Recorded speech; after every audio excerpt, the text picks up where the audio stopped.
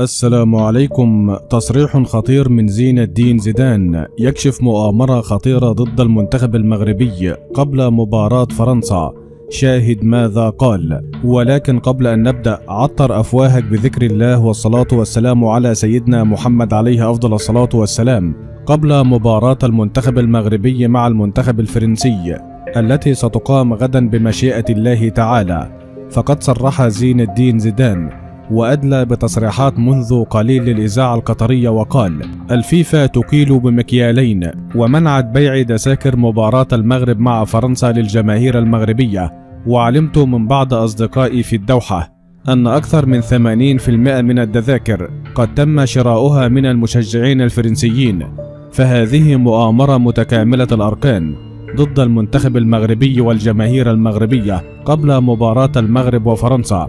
فهذا هو مونديال قطر، وجميع الجماهير العربية والمغربية كانت تنتظر بفارغ الصبر هذه المباراة من أجل تشجيع المنتخب المغربي في هذه البطولة.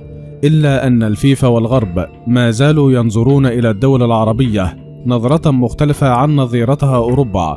وبرغم كل هذا سوف أسافر إلى قطر غدا بدعوة من القطري ناصر الخليفي لحضور هذه المباراة، وسوف أشجع وأرفع العلم المغربي دعما للمنتخب المغربي المظلوم في هذه المباراة.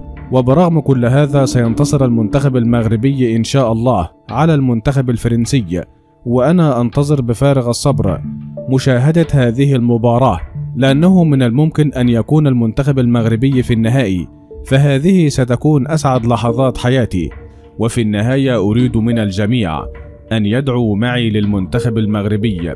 اللهم انصر المنتخب المغربي على المنتخب الفرنسي. اللهم اجعل مرمى المنتخب الفرنسي مليئا بالأهداف المغربية. اللهم اجعل مرمى المنتخب المغربي سدا منيعا ضد كيليان مبابي وزملائه في المنتخب الفرنسي. اللهم احمي لاعبي المنتخب المغربي من العين والإصابات واجعلهم يدمروا المنتخب الفرنسي تدميرا.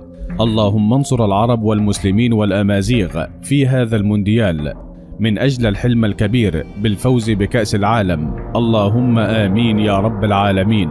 وفي النهاية لو أنت محب للمنتخب المغربي اضغط لايك على هذا الفيديو، ولا تنسى الاشتراك في القناة ليصلكم كل ما هو جديد.